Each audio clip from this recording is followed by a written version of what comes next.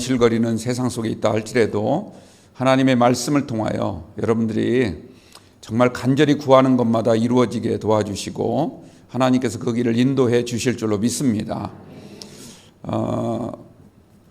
혹시라도 아무것도 없는 어떤 절대적 가난이든 또는 상대적으로 느끼는 가난이든 그 모든 가난의 영이 여러분들 주변을 다 물러가게 되기를 소망합니다. 또 여러분들 혹시 육신의 그런 병마와 또 가족들의 그런 힘든 상황이 있다 할지라도 하나님께서 이 시간 역사하여 주시고 여러분들이 말씀을 믿음의 노로 잘 저어서 여러분들 가정마다 건강해지고 모든 육신의 병마가 물러가게 될 줄로 믿습니다. 하나님의 말씀에는 이런 위대한 힘이 있는 줄 믿습니다. 오늘 말씀에 은혜 받으시고 정말 여러분의 삶에 이 말씀이 축복이 될 수 있도록 오늘 이 말씀을 통하여 하나님의 놀라운 은혜를 함께 나누는 복된 시간 되시기를 주님의 이름으로 축원합니다. 우리가 지난주 17장 말씀을 통해서 미가와 그의 어머니 이야기를 우리가 함께 나누었죠.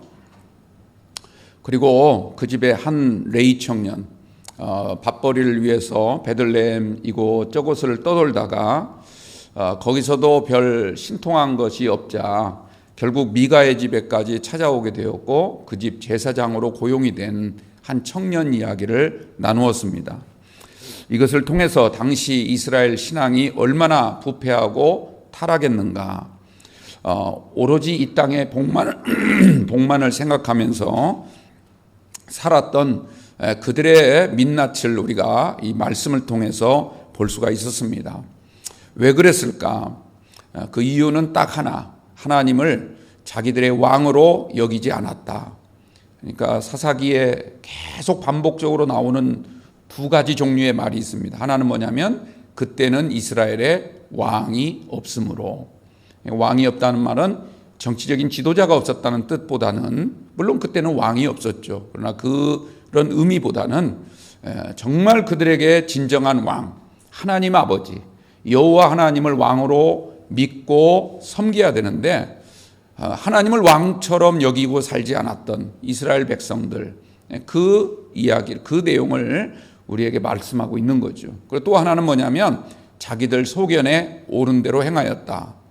그러니까 하나님 말씀이 들려지는데도 불구하고 그 말씀의 길을 쫓아가기보다는 그냥 자기들이 원하는 대로 모든 것을 자기 생각에 다 꿰어 맞춰 가지고 이게 옳은 것이다 생각하면서 그렇게 사는 세상이었다라는 뜻이죠. 오늘 우리가 읽은 말씀 중에도 이러한 당시의 그런 불신앙 풍조는 여실히 드러나고 있는데 오늘 1절 말씀에도 보면 똑같은 말씀이 나오죠. 그때 이스라엘에 왕이 없었고, 이 말이 또 반복적으로 나오고 있습니다. 왜 이 사실을 강조하고 있는 걸까? 미가와 이 레위 청년의 문제는 어떤 한 개인의 문제에 끝나는 것이 아니라, 또는 한 가정의 문제에 그친 것이 아니라 이스라엘 전체의 문제였다라고 하는 것입니다. 오늘부터 우리가 사사기 18장을 조금 자세하게 세 부분으로 좀 나누어서 말씀을 나누고자 하는데요. 이 사사기 18장 전체를 보면 이스라엘의 타락이 어떤 개인이나 한 가정의 문제를 넘어서서 이스라엘 전체가 얼마나 심각하게 골마 있는지 이것을 잘 보여주고 있습니다. 바로 그런 점에서 오늘 18장 말씀은 앞에 있는 17장과 아주 긴밀하게 연결되어 있다, 이렇게 말씀을 드릴 수가 있습니다. 자, 1절 말씀 여러분들 자막을 보시면서 한번 우리가 한번 함께 나가보죠.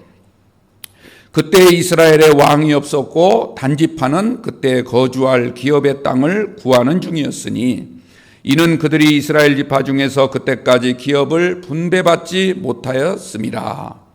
1절을 우리가 읽으면 그렇게 되어 있죠.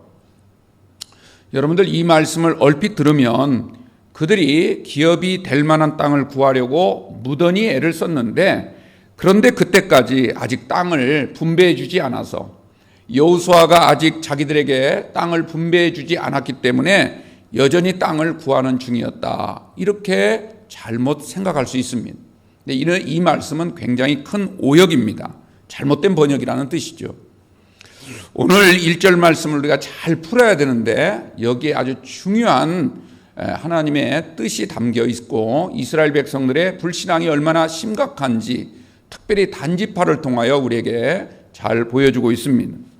오늘 이 1절 말씀은 여호수아서 10장과 또 19장 40절에서 48절 그리고 사사기 1장 34절부터 36절 말씀을 잘 참고해서 우리가 좀 다뤄볼 필요가 있는데요. 제가 그것과 연결해서 여러분들에게 좀 설명을 드리도록 하겠습니다. 여러분들 여호수아라고 하는 그 성경책 있죠. 이 여호수아서는 이스라엘 백성이 이 여호수아라고 하는 한 지도자를 필두로 가나안 7족속을 다 몰아내고 그 땅을 정복하는 이야기죠. 여호수아서 특별히 10장 말씀을 보면 당시 아모리 족속이 거주하던 땅들을 이스라엘 백성들이 다 물리치고 그 가운데 헤레스라든지 아얄론이라든지 또는 사알빔이라는 이런 땅들을 정복한 다음에 그 땅을 단지파에게 주었다. 이렇게 기록이 되어 있습니다. 그러니까 단지파는 이미 땅을 분배받았다라는 뜻입니다. 여러분들 좀 더 자세히 설명을 드리자면 이 아모리 족속은 이스라엘 백성들이 애굽 땅을 나온 직후에 광야길을 걸어갈 때 아주 괴롭혔던, 그것도 아주 비겁하고 악랄한 방법으로 이스라엘을 괴롭혔던 민족이 아모리 족속이었습니다. 그들이 이스라엘 백성들 가운데서 아주 연약한 부분만을 집중적으로 공격을 했기 때문에 하나님이 그들의 그러한 모습을 아주 심히 불쾌히 여기시고 진노하셨습니다. 그래서 성경을 보면 특별히 신명기 7장에 하나님이 뭐라고 말씀을 하시냐면 이 세상 모든 만민들 가운데 특별히 하나님이 괘씸히 보시는 민족이 두 민족이 있는데 하나는 아말렉, 하나는 이 아모리. 이 족속의 이름은 천하 만민들 가운데서 그 이름을 지워버릴 정도로 하나님이 아주 그들에게 진노하셨다. 이렇게 말씀을 하고 있습니다.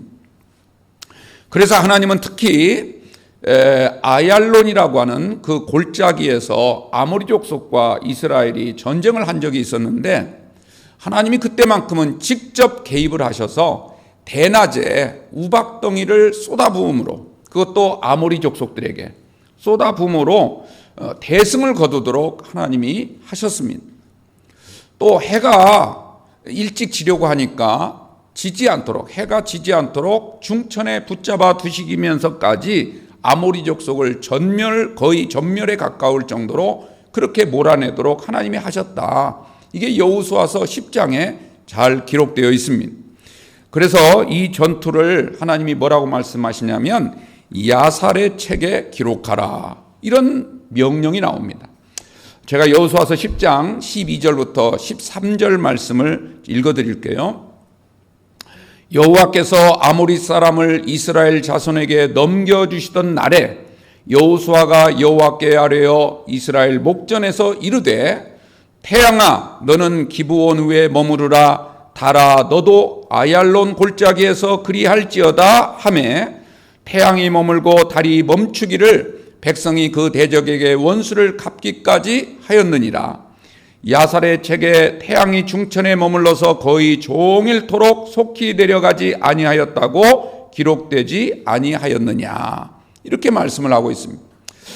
이같이 하나님이 세우신 자연질서, 이 우주의 운행 질서까지 깨시면서 이 아모리 족속을 괴멸시키셨다. 이런 말씀입니다.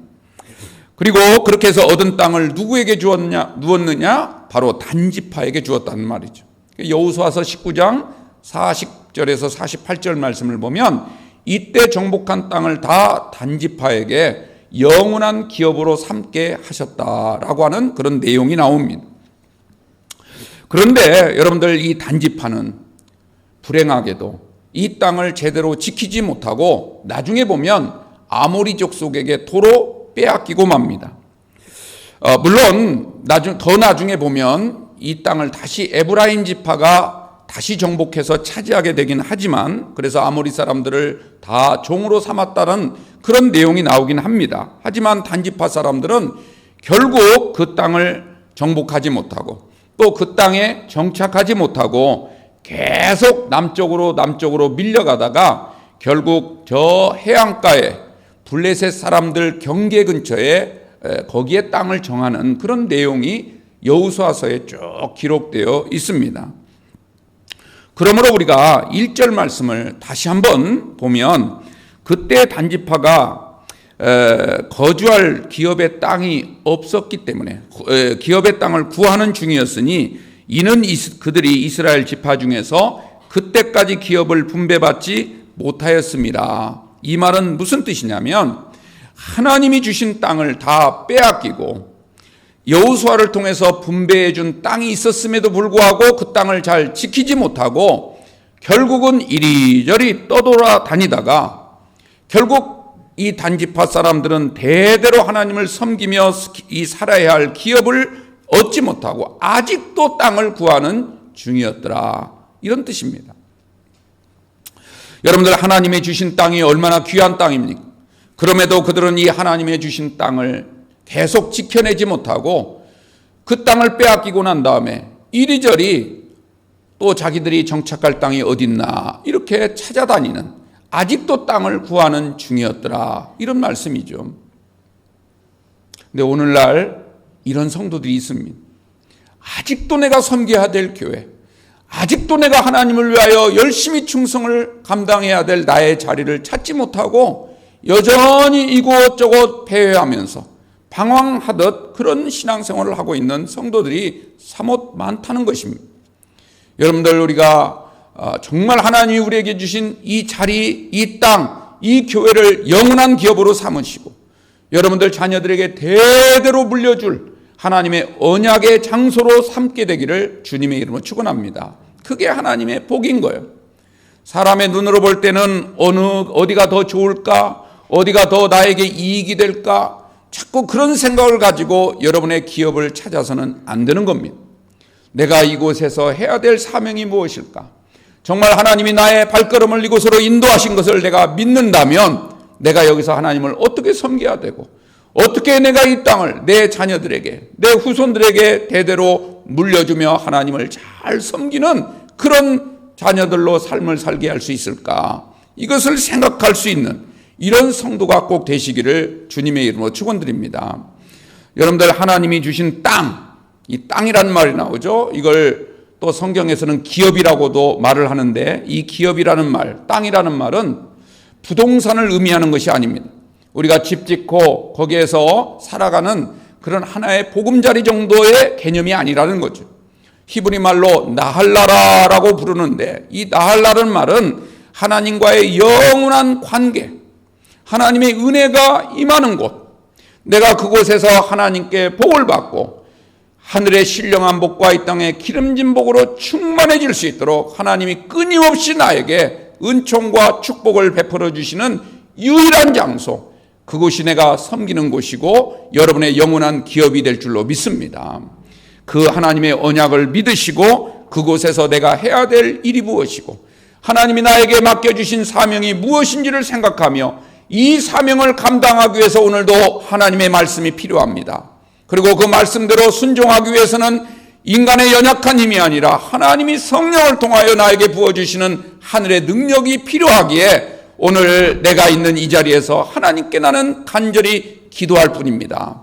여러분들, 이 믿음을 꼭 갖게 되기를 바랍니다. 설령 땅이 좀 마음에 들지 않는다 할지라도 또 때로는 불편하기도 하고 부담스럽기도 하고 또 내가 힘든 면도 있을지라도 하나님이 내게 주신 은혜의 자리고 이곳이 축복의 자리고 사명이 임하는 곳이라는 사실을 믿으시고 이곳을 떠나지 마시고 잘 정착함으로 영원한 기업 나할라의 은혜가 임하는 여러분들 꼭 되시길 바랍니다. 하나님이 주신 자리에서 끝까지 충성하시고 하나님을 경배하시고 맡은 직분을 잘 감당하게 된다면 하나님께서 정말 놀라운 은혜와 축복으로 여러분의 삶을 기름지게 해 주실 줄로 믿습니다. 주님이 나를 구원해 주시고 나를 성도 삼아 주셨는데 아직도 내 자리를 찾지 못하고 이리저리 기웃거리며 떠들이 생활을 한다면 이것은 영원한 기업을 잃은 것과 같다. 여전히 나는 땅을 구하는 중입니다. 이 단지파와 같이 또 여러분들 이 미가와 같이 또 레위 청년과 같이 이런 삶을 살아서는 안 되는 거죠. 하나님의 언약과 축복에서 벗어나게 되는 것입니다. 물론 여러 가지 이유야 있겠죠. 그러나 여러분들은 절대 그러지 마시고 기업의 약속과 복을 믿으시고 여러분들 한 곳에 정착하신 그곳을 여러분들의 마지막 무덤자리처럼 생각하시고 믿음으로 충성할 수 있는 여러분들 되시면 하나님께서도 여러분의 그 신실함을 믿으시고 여러분 가운데 놀라운 은혜와 축복을 부어주시리라 믿습니다. 자, 그 다음 2절 말씀을 보면 이렇게 나오죠. 이 단자손이 5명을 선발을 합니다. 자기들 사람들 가운데서 5명을 뽑아서 이제 기업을 삼을 땅이 어디 있을까? 땅을 구하는 중이었잖아요. 그러니까 새로운 땅을 좀 찾아봐야지 이런 생각을 갖고 정탐에 오도록 파송을 합니다. 그런데 그들이 어디로 갑니까? 에브라임 산지를 헤매는 거예요. 에브라임 산지. 그러다 나중에 미가의 집에 들어가게 된 거죠. 이게 과연 여러분들 생각해 보십시오. 이게 과연 할 짓인가? 여호수아가 정해준 땅을 지키지도 못한 이 사람들이 왜 다른 집밭 땅을 기웃거립니까? 하나님께 도와달라고 청하고 하나님 우리가 뭐가 우리에게 문제가 있습니까? 우리가 빼앗겼던 저 땅, 지금 아모리 사람들에게 빼앗겼던 저 땅을 다시 차지할 수 있도록 하나님 은혜를 베풀어 주시고 우리 가운데 능력을 더해 주시기를 원합니다. 이렇게 기도하면서 다시 그 땅을 차지하도록 노력해야 될 이 사람들이 그 땅은 이제 팽개쳐버리고 다른 땅을 구하려고 기웃거리다가 에브라임 산지를 돌아다니더라는 얘기죠. 그러다가 미가의 집에 들어가게 됐습니다. 자, 2절 말씀 다시 잘 보십시오. 이 단자손이 그들 중 용맹한 자 5명을 보내면서 뭐라고 말합니까? 이 5사람을 보내면서 너희는 가서 땅을 살펴보라 이렇게 말하죠. 우리말 성경에는 살펴보라 이렇게 한마디로 되어 있지만 히브리어 원어 성경을 보면 2 단어가 계속 반복적으로 나오고 있습니다. 이 2개의 단어 하나는 뭐냐면 라갈이라는 단어하고 하파르라는 단어입니다. 이 단어를 무슨 뜻이냐면 너희들은 함께 다니지 말고 5명이 똘똘 뭉쳐 다니지 말고 따로따로 흩어져서 각각 어디가 좋을지 땅을 구하여 오라 이렇게 명령을 한 겁니다. 여러분들 정착할 땅을 찾으려면 몰려다녀서는 안 되죠. 각각 뿔뿔이 흩어져서 서로 자기가 찾는 이 지파가 찾는 땅을 구해야 될 텐데 이들은 그렇게 하지 아니하고 다 함께 몰려 다녔다는 뜻입니다. 그런데 더 놀라운 이야기가 3절에 나옵니다. 3절 말씀을 보니까 그들이 미가의 집에 있을 때 그 레위 청년의 음성을 듣는 순간 그 레위 청년이 누군지 금방 알아보았다 이렇게 말하고 있습니다. 여러분들 이건 무슨 뜻일까요? 이 단 사람들, 이 5명, 용맹한 자 5명, 파송을 받은 이 5명이 레위의 집에 들어갔는데 거기에 미가의 집에 들어갔는데 그 미가의 집에 고용된 레위 청년이 있었지 않습니까? 우리가 앞에서 살펴봤죠. 그 레위 청년이 뭐라고 이야기를 하니까 그 음성을 듣자마자 이 사람 누구구나 라고 하는 걸 금방 알아봤다는 거예요. 이 말은 무슨 말입니까? 이미 예전에 이 레위 청년을 알고 있었다는 얘기죠. 이 레위 청년을 어떻게 알고 있었을까요? 여러분들 우리가 앞에 17장 말씀을 다시 한번 기억을 해보세요. 이 레위 청년이 어디에 있었습니까? 베들레헴에 거류하였다 이렇게 말하고 있죠. 여기서 거류하였단 말의 뜻을 설명드렸죠. 거기에 한 군데에 잘 정착하고 있었다는 뜻이 아니라 베들레헴 이곳저곳을 떠돌아다녔다는 거예요. 오늘 다 떠돌아다니는 이야기입니다. 떠돌아다니는 이야기. 왜 그가 떠돌아다녔습니까? 원래 자기에게 분배된 그 성읍에 계속 살아야 되는데 도저히 거기 살 수가 없으니까 무슨 이유가 있든 거기에 살 수가 없으니까 다른 곳을 기웃거리고 다녔다는 거예요. 이 레위 청년도 그랬다는 거죠. 그래서 어디로 갑니까? 베들레헴으로 갔다는 얘기예요. 베들레헴, 떡집이란 뜻이죠. 그러니까 결국은 자기가 먹어야 될 그런 떡, 생계를 위해서 이곳저곳을 떠돌아다니는 그런 레위 청년이었다는 것을 우리에게 말씀하고 있는 거죠. 그러니까 이 레위는 본래 베들레헴 사람도 아니고 어디 사람이었냐면 단지파에 속한 단지파의 그 땅에 있는 성읍에 속한 레위인이었다라고 하는 걸 우리가 알 수가 있는 거죠. 그는 단지파 땅, 특별히 레위인이 거주해야 될 그 성읍에 살면서 단지파 사람들을 잘 하나님께로 인도하고 하나님께 감당해야 될 직무를 성실하게 수행하는 그런 사명을 갖고 있었던 청년이었습니다. 그럼에도 불구하고 그는 그곳을 떠나서 베들레헴 이곳저곳을 떠돌아다니다가 나중에 에브라임까지 오게 되었고 거기 미가의 집에 고용이 된 청년이 되었던 것입니다. 그렇다면 여러분들 이 레위 청년은 왜 단지파 땅을 떠날 수밖에 없었을까? 궁금하지 않습니까? 자기에게 원래 분배된 땅이 있었는데 왜 그 땅에 살지 아니하고 그는 단지파 사람들을 떠나서 베들레헴은 단지파 땅이 아니고 유다에 속한 땅이거든요. 왜 거기까지 내려와서 그는 이곳저곳 떡을 찾아 헤매는 그런 사람이 되고 말았을까? 우리가 이것을 여러 가지로 이제 추정해 볼 수가 있는데 성경에는 그거에 대한 자세한 내용이 나오지 않습니다. 자세한 내용이 나오지 않는데 우리가 여러 가지로 추정해 볼 수는 있지만 자세한 내용은 나오지 않아요. 그런데 이 성경을 해석한 여러 주석서들이 있습니다. 특히 유대인들의 주석서 가운데 미드라시라든지 미시나라는 그런 주석서들이 있는데 그 책을 보면 이런 내용이 나와요. 이 레위 청년은 원래 단지파에 속한 단지파 그 땅에 살면서 이 단지파 사람들에게 하나님을 잘 섬기도록 가르치고 교육하고 또 섬기는 직무를 감당해야 될 청년이었는데 어느 날부터 갑자기 생계가 막막해진 거예요. 그 이유는 뭐냐면 이 단지파 사람들이 성소에 잘 나오지 않습니다. 하나님께 드려야 될 예물을 자꾸 떼먹는 거예요. 그러니까 이 레위 사람들은 하나님께 드려진 예물의 일부를 자기의 몫으로 삼아서 살아가는 사람들인데, 즉 개인적인 어떤 일을 한다든지 다른 직업을 가진 사람들이 아니죠. 오직 하나님을 섬기는 일을 하기 위해서 모든 일을 다 하지 않은 채 이런 하나님 섬기는 일만 하고 있는 사람들이기 때문에 먹고 살아야 되지 않겠습니까?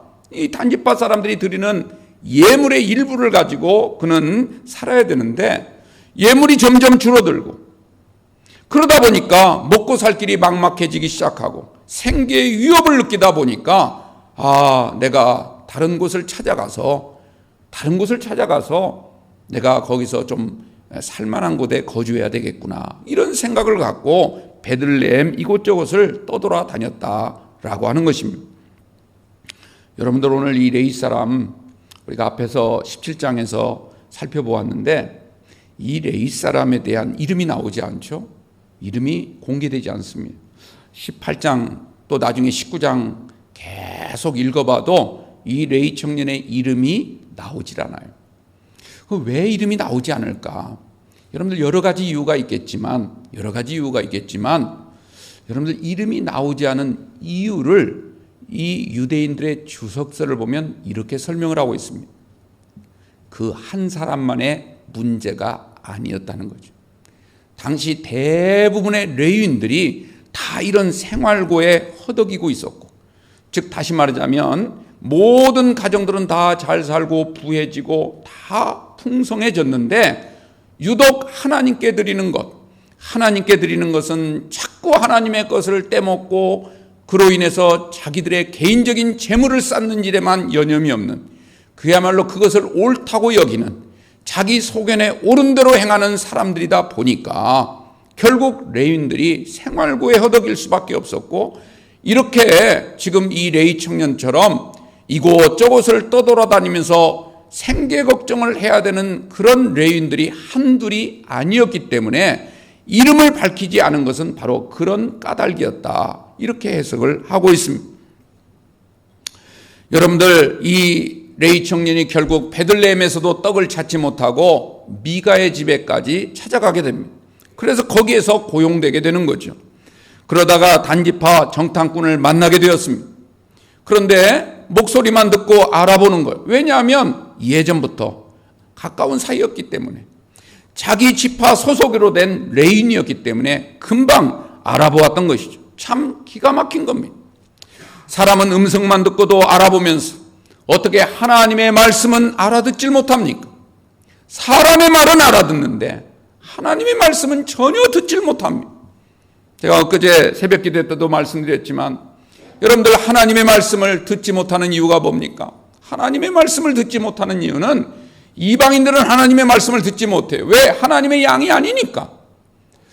하나님의 양만이 하나님의 음성을 알아들을 수 있습니다.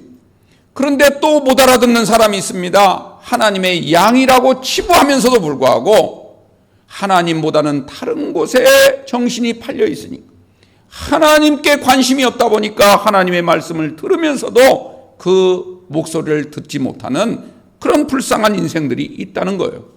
여러분들, 우리는 하나님의 말씀에 귀를 기울이시길 바랍니다. 너는 내 말에 귀를 기울이라. 너는 성령이 교회들에게 하시는 말씀을 들을지어다. 늘 끊임없이 말씀하시는 하나님의 그 명령에 여러분들 귀를 기울이시고 하나님의 말씀을 듣는 자가 축복된 성도인 줄로 믿습니다. 자, 어쨌든요, 이 정탐꾼들이 이 레위 청년을 알아본 다음에 묻습니다. 뭐라고 묻냐면, 누가 너를 이리로 인도하였으며 네가 여기서 무엇을 하며 여기서 무엇을 얻었느냐, 이렇게 물어야죠. 이렇게 지금 묻습니다. 여러분들, 이 단지파 사람들이 지금 레위 청년을 만났지 않습니까? 예전부터 자기 지파 소속의 그런 레위인이었잖아요. 그러면 이 사람이 갑자기 지금 미가, 이 에브라임 산지에 있는 미가 집에 있는 것을 보고 만났다면 뭐라고 물어봐야 될 것 같습니까? 정말 신앙 있는 사람이라면, 정말 같은 하나님을 섬기는 사람이라면 이렇게 물어봐야 될 거예요. 당신은 하나님을 섬기는 사람으로서, 하나님의 종으로서 당신이 있어야 할, 당신이 마땅히 있어야 될 자리가 있는데 왜 그곳을 지키지 아니하고 여기까지 왔습니까? 왜 여기에 있습니까? 당신이 정말 레위인이라면 당신의 사명과 직분을 잘 지켜야 하지 않겠습니까? 이렇게 물어봐야 되는 게 당연한 거 아니겠느냐는 거죠. 그렇지 않습니까? 그런데 뭐라고 물어보죠? 세 가지를 물어봐요. 첫째는 누가 너를 이곳으로 인도했느냐, 이걸 물어봅니다. 두 번째로는 여기서 뭘 하고 있느냐, 세 번째로는 여기서 무엇을 얻었느냐, 이 세 가지를 물어봅니다. 이 세 가지가 다 그때 당시에 사람들의 관심사였습니다. 다 관심사였어요. 하나님보다는 이 세상 것에 관심을 두고 이 질문, 이 세 가지 질문을 늘 가지고 있었다는 거죠. 당신이 여기에 온 게 너의 뜻이냐, 아니면 다른 사람에게 끌려왔느냐, 이걸 물어보는 거죠. 여러분들, 이 질문에는 여러 가지 의도가 있습니다. 근데 가장 중요한 의도가 뭐냐면, 만약에 이 미가라고 하는 사람, 이 집의 주인인 미가라고 하는 사람이 너를 강제로 이곳에 끌고 왔다면 지금 이 집을 칠 명분을 얻는 거죠. 그렇지 않습니까? 그러니까 이 가정, 이 미가의 집을 공격할, 지금 이들이 지금 땅을 구하는 중 아니었습니까? 이 집을 지금 쳐서 다 살육해버리고 그 땅을 얻을 심산이 있었다라고 하는 거죠. 그리고 두 번째 질문, 여기서 뭘 하고 있느냐, 또 얼마를 받느냐, 이 세 번째 질문은 무슨 뜻이겠습니까? 이 질문을 들어보고 그 대답 여하에 따라서 그가 받고 있는 것보다 조금만 더 얹혀준다면 이 사람은 얼마든지 우리가 쉽게 얻을 수가 있겠구나라고 하는 생각이 깔려 있다는 거죠. 얼마나 이게 인간적인 생각이고 얼마나 세상적인, 그리고 세속적인 질문이냐, 이런 말씀입니다. 여러분들, 미가의 대답을 한번 들어보시기 바랍니다. 4절 말씀에 이 레위 청년이 이렇게 대답을 하죠. 그들 이 5명의 단지파 정탐꾼에게 뭐라고 대답하냐면, 미가가, 그러니까 지금 이 말은 무슨 말이냐면, 지금 이 질문에 대해서 이 레위인이 지금 대답을 하는데 자기의 주인 미가가 자기에게 했던 일을 지금 이렇게 설명을 하는 거예요. 미가가 이러이러하게 나를 대접하고 나를 고용하여 나를 자기의 제사장으로 삼았느니라. 이렇게 대답을 합니다. 여러분들 이 대답도 너무너무 참 웃기는 얘기도 하지만 여기에는 굉장히 뼈가 있는 대답이죠. 언중유골이라고 하지 않습니까? 굉장히 뼈가 있는 대답이에요. 이게 무슨 뜻이냐면 내가 당신들 땅에 거주할 때, 내가 단지파 당신들 땅에 거주할 때 당신들이 나를 좀 챙겨줬더라면, 당신들이 나를 제대로 대우해 줬더라면 그때 내가 먹고 사는 일로 신경 쓰지 않을 수 있었기 때문에 내 삶을 보장만 해줬다면 내가 여기까지 오지 않았을 터인데 그렇지 않았기 때문에 여기까지 오게 되었고, 나와 상관없는 이 단지파 사람도 아닌 에브라임 사람의 미가라고 하는 사람이 오히려 나를 더 잘 대우해주고 대접해 주었다. 지금 이 말이 이 바탕에 깔려 있는 거죠. 미가는 나를 제사장으로 삼아주고 사례비도 넉넉히 주고, 내가 이 사람을 위해서 복만 빌어준다면 이 미가라고 하는 사람은 나에게 더 큰 보너스까지 챙겨줄 수 있는 그런 사람입니다. 게다가 이 집도 한번 보세요. 내가 복을 빌어줬더니 이만큼 지금 큰 부자가 되었고 이만큼 넉넉하게 살고 있지 않습니까? 당신들이 탐을 낼 정도로 이만큼 부유하지 않습니까? 라고 하는 그런 뜻이 깔려 있다는 거죠. 여러분들 오늘 이야기 모든 내용이 다 그 바탕이 뭡니까? 기복주의 신앙이 깔려 있는 거예요.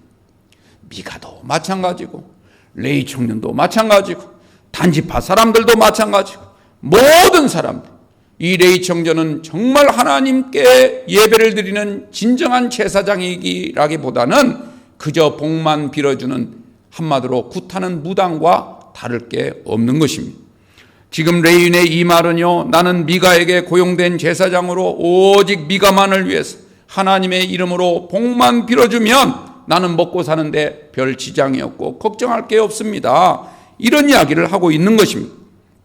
그런데요, 이 말을 들은 정탐꾼이 그 다음 5절에서 뭐라고 말합니까? 그들이 그에게 이르되 청하건대 우리를 위하여 하나님께 물어보아서 우리의 가는 길이 형통할는지 우리에게 알게 하라.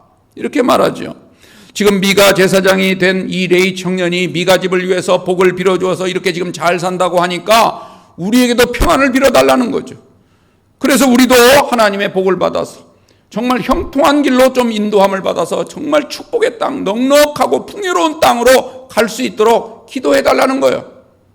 하나님의 뜻과는 전혀 상관이 없어요. 그냥 우리는 복만 받으면 된다는 이야기죠. 지금 그 이야기를 하고 있습니다. 그랬더니 이 제사장 청년이 6절, 우리가 읽은 마지막 절에 뭐라고 말합니까?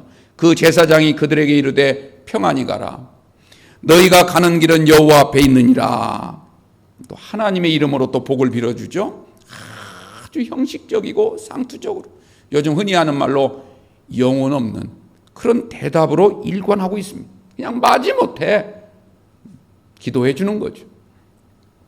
이들이 나누는 대화를 우리가 잘 들어보면 여러분들 하나님께 구별된 레위인이나 또 단지파 정탐꾼들이나 똑같습니다. 똑같아요. 하나님께서 주신 은혜나 사명은 아랑곳하지 아니하고 그냥 세속적인 냄새만 풀풀 나는 그런 지금 내용으로 대화를 하고 있습니다. 양쪽 다. 근데 놀라운 것은 양쪽 다 하나님의 이름을 거론해요. 다 여호와 하나님, 신앙적인 언어를 사용하고, 이것은 미가의 어머니도 마찬가지였지 않습니까? 하나님께 물어보라고 하지만 실제적인 그 내용을 보면 하나님과는 아무런 상관도 없고 다 세상적인 복, 이것만을 추구하고 있는 당시 사람들의 면면을 우리가 살필 수가 있는 것입니다. 사랑하는 성도 여러분, 오늘 우리가 정말 하나님 앞에서 신앙의 형식도 잘 갖추는 것도 중요합니다. 열심히 예배를 드리고 또 우리의 말 한마디 한마디가 신앙적인 언어로 사용해야 되는 것도 중요한 것입니다. 하지만 여러분들, 이것보다 훨씬 더 중요한 것은 오늘 이 시간 살아계신 하나님을 만나는 겁니다. 살아계신 하나님을 믿으시고 오늘 이 말씀이 정말 나에게 주시는 생명의 말씀이고 성경을 통하여 우리에게 주시는 하나님의 뜻임을 우리가 기억하시고 오늘 이 말씀 가운데 들려오는 하나님의 음성, 하나님의 그 메시지를 들을 수 있는 영의 귀가 열려지게 되기를 주님의 이름으로 축원합니다. 그리고 이 은혜를 사모하면서 하나님의 말씀을 생명 양식으로 믿고 보다 더 겸손한 마음으로 하나님 앞에 나와야 될 줄로 믿습니다. 날마다 주님 안에서, 주님과 함께 그리스도 안에서 빛된 삶을 살아갈 수 있는 우리 영광의 권속들이 되시길 바랍니다. 오늘 본문에 나오는 사람들처럼 그냥 입으로는 하나님, 거룩 이렇게 말을 하고 있지만, 다시 말해서 겉으로는 신앙의 형식을 취하고는 있지만 실제 마음속으로는 오로지 세상 것밖에 없고 채물밖에 없고 오로지 이 땅의 권력, 권세만 누리려고 하는, 이것은요 전혀 하나님을 믿는 것이 아니고 오히려 하나님을 만홀히 여기는 것이라, 하나님을 우습게 여기는 것이라. 그러면 하나님도 우리를 우습게 여기십니다. 여러분들 하나님을 절대로 우습게 여기거나 가벼이 여겨서는 안 될 줄로 믿습니다. 여러분들이 정말 사랑하는 사람을 우습게 여깁니까? 한마디 한마디, 때로는 좀 가벼운 농에 가까운 소리라 할지라도 귀담아 듣지요. 사랑하는 사람이라면. 여러분들 하나님은 우리에게 생명을 주셨습니다. 그리고 우리 주님을 통하여 우리에게 놀라운 구원의 은총을 베풀어 주신 줄 믿습니다.